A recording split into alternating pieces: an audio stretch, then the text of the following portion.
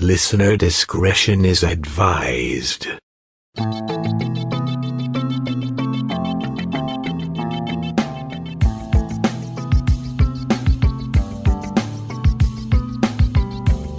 True crime can be strangely fascinating. This true crime is odd, macabre, and haunted. I'm Diane, your guide into the shadows. Welcome to Phantasmal Crime. Thornhaven Manor is located at 2172 South Spiceland Road in Newcastle, Indiana, near the Big Blue River Valley. The dilapidated home sits on 7 acres of former farmland that is encircled by marshland and woods. The manor was built in 1845 and originally sat on a property that stretched to 1,000 acres. Many people died in the house from illness, but in the early 1900s, this home would be the scene of a murder by poison. Today, there are reputedly many spirits at this location, with the most prominent ones belonging to people connected to that murder.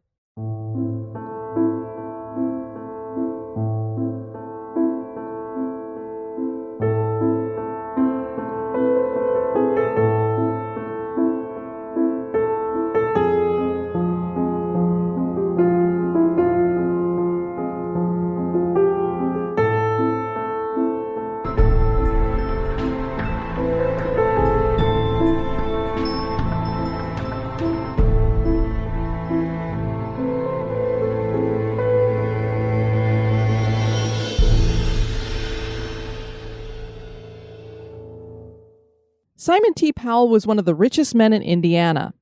Powell was born in 1821 in Cambridge City, Indiana, but his parents eventually moved to Illinois. When he was 14, he was struck with what was deemed palsy, and his excessive swimming was blamed for causing that. The affliction would cripple him for the rest of his life. He attended Vinson College and completed his education under Professor Samuel H. Hoshauer at the seminary in East Cambridge.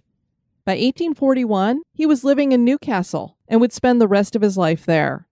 He married Elizabeth Thornburg that same year. She was a widow with 5 children and came from a prominent family in the community. She and Simon had 4 children together. Simon had made a nice income serving as the deputy county clerk, and he held that position until 1855. He and Elizabeth built a large manor house in 1845. The house was 6,000 square feet and built in the Italianate architectural style. The family was very acquainted with death. The youngest child died in the manor at the age of 2. One of their sons, Orlistus, fought for the North during the Civil War at the Battle of Chickamauga. He died there and was placed in a mass grave. His father Simon traveled to the battlefield and found his son in the grave. He brought the remains home to be buried in the family plot. And that certainly is a remarkable testament to a father's love for his son. I can't imagine digging into a mass grave looking for my boy.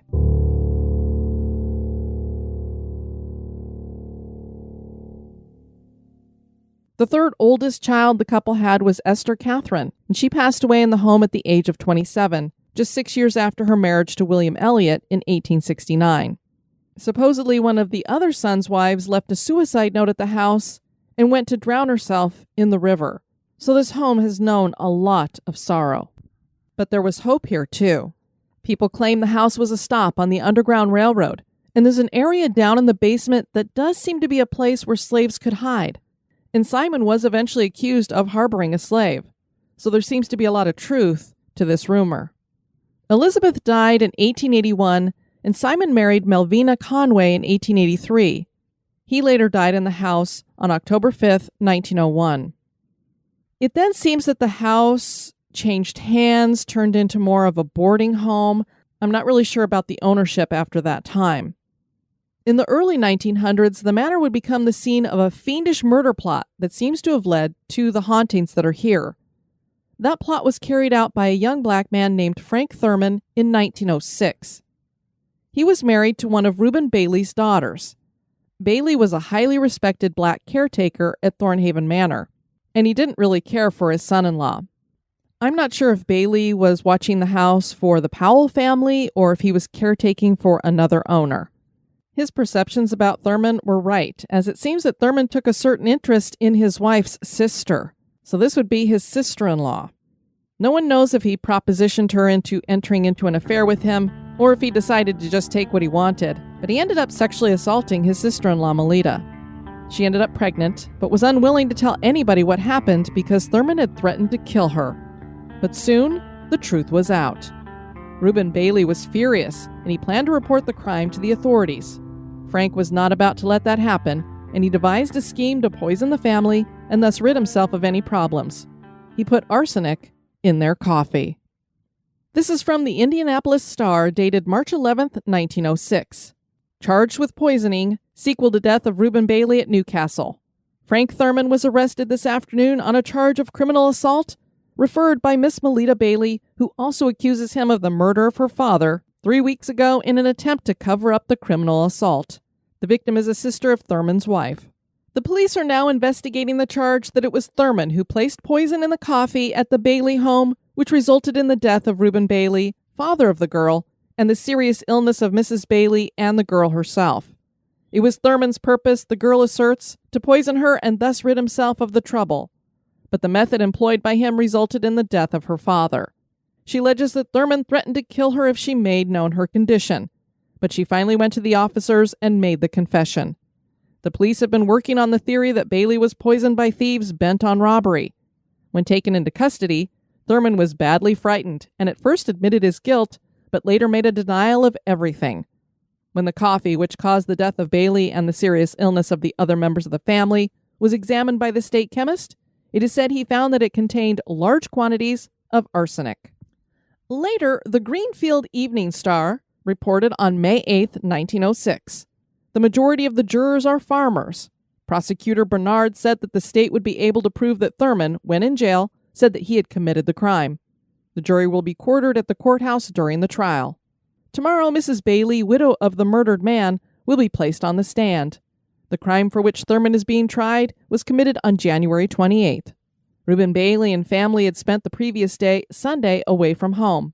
Shortly after breakfast was eaten, Mr. Bailey, wife and daughter Melita became violently ill, and a physician was summoned. Their sufferings were terrible, and the symptoms were those of poisoning. Despite the heroic efforts of the physicians, Bailey died in the afternoon, but the others recovered. An investigation was started, and it became evident that poison had been placed in the coffee, as all those who drank the coffee were made ill. The coffee pot was sent to Indianapolis for examination by Dr. Hurdy, who found that it contained enough arsenic to kill 12 persons.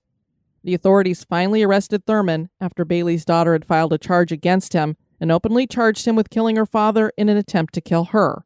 Thurman was arrested and admitted the charge filed by the girl, but denied the poisoning.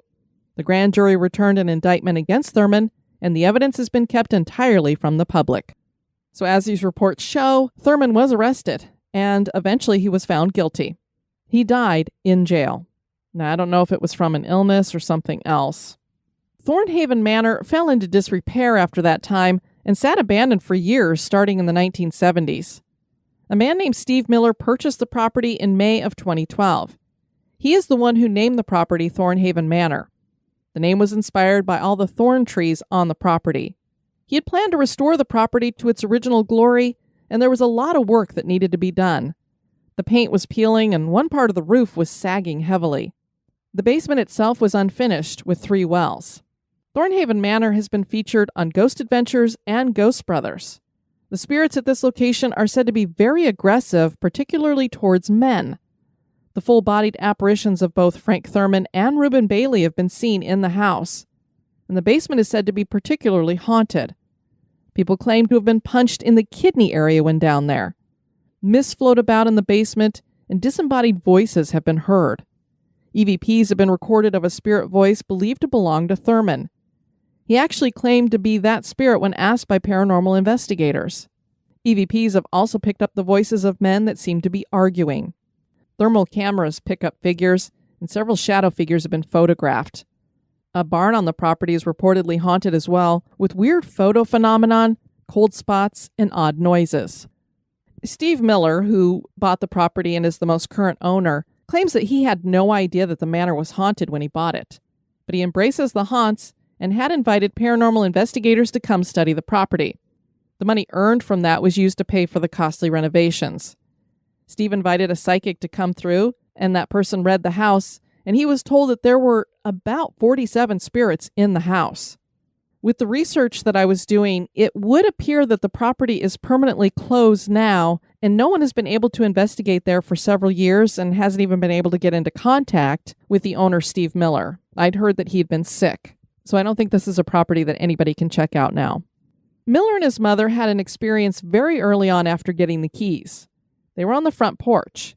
He said, and when we were there going through bags, we heard a scream come from inside the house. Then we heard it again. I went running into the main stairs. I yell upstairs, "Is someone here? Anybody hurt?" And then nothing. But all I could smell was roses. It was a crazy amount of an old school perfume rose smell. And that was my first instance. And I was like, what is going on? Miller decided to invite a paranormal investigator to come to the manor, and he recounted, and we were just sitting talking amongst ourselves, and you just heard this loud slam downstairs, and it sounded like 4 to 5 people were walking in, plain as day. So we were coming down the stairs thinking we were going to confront some teenagers or whatever. Not a door open, not a door closed. So after that, we kind of knew, yeah, something's going on here. Paranormal investigator Jada Craig had investigated the manor several times. She said, we did hear some footsteps and there was this dragging sound. And there were multiple times after that I came here and I would hear that. There is a walker that is upstairs, so that kind of made a little sense. I'm assuming she's talking about somebody who does a lot of disembodied footsteps. The feeling just swirls around you almost like a siphon or tornado. Could this dragging sound be a residual noise from the crime? Perhaps the ill dragging themselves? Maybe Thurman was dragging some bodies to hide evidence? Despite the claim that the spirits seem more negative towards men, there was a mother and daughter team that was conducting a spirit box session in which the messages coming through the box got more and more negative, finally demanding that the women leave. When they refused, they both felt a burning sensation running down their backs. They ran from the house, and the rest of their team lifted up their shirts to see scratch marks on their backs. The Southern Indiana ghost hunters were doing an investigation in the basement, attempting to catch EVPs. They noticed that there were a couple of puddles of water near the wells. At one point, they witnessed what appeared to be a footprint come down into the puddle, as if someone or something had walked right through it. This happened 3 separate times. One of their investigators had to leave the house after feeling very nauseous and actually threw up 3 times after leaving. This group reported the most compelling evidence caught on the property, which was also shared on the Ghost Brothers episode about Thornhaven Manor. Amber reported something messing with her hair, and that it was getting very cold behind her. We all then started getting cold chills, and Gabe turned the gun towards Amber, and this is the thermal gun. Gabe shouted, "Mom, what the heck is this? It's moving." I looked at the thermal gun, and you could see this thing moving right outside the bay window that Amber was sitting in front of with her back to, and it started to move inside towards us. By this time, all of us but Amber were looking at this apparition on the thermal, and all saw the exact same thing. I run out of the building and around to the window to make sure nothing or no one was there, and of course there was not. We captured 4 photos on the thermal imaging gun of what we saw. I looked at these photos, and it definitely shows some kind of figure that is purple-colored standing outside the window right behind one of the female investigators, and she's glowing with a full heat signature. So whatever it was wasn't really giving off a heat signature, but it definitely looked like the shape of a human. The Ghost Brothers used an XCam SLS camera in their episode. The XCam is a structured light sensor camera system that has a variety of sensors, from ultrasonic distance detection to thermal temperature sensing to light frequency sensing. It can map out human forms even when invisible. The Ghost Brothers picked up 2 figures using this device, and those figures even responded to requests to raise their arms to indicate that the figures could hear the investigators. That means this is an intelligent haunting. The figures appeared to fight with each other as well. This isn't residual, so it's not like it's playing over a scene of 2 of the men fighting with each other in the past. Are they fighting with each other now in the spirit world? What makes this interesting is that another investigation of Thornhaven, headed by 2 other paranormal groups, Paranormal and Truth Hunters and Jefferson County Paranormal, had similar results using the XCam. They picked up an anomaly like a human figure, and there was a red coloring that it gave off that was picked up by the camera. It grew in proportions and moved. Ghost Adventures visited here during Season 8 on their 10th episode. During this episode, the guys caught disembodied footsteps, doors slamming, fidgeting noises, knocking, the dragging sound, and what sounded like thrown or falling objects. The spirit box said Lizzie and Emily, and a ball of light appeared to be moving away from Zach. The obelisk is a word database that feeds out words, kind of like a speak and spell, and it said cleansing, reverend, flower, and beach. Their full spectrum camera caught a mist, and the X camera caught a shadow going right to left. And they brought in one of those teddy bear REM pods, and it lit up to its maximum power. Has Frank Thurman returned to the scene of his crime after his death? Is one of his victims still there in the house? Are there other spirits? Is Thornhaven Manor haunted? That is for you to decide. Thanks so much for listening to History Goes Bumps, Phantasmal Crime. If you'd like to share with us a haunted crime that you've heard about, please write us at historygoesbump@gmail.com. I've been your host, Diane. Join me on the next episode for another trip through the shadows. This has been a production of History Goes Bump podcast.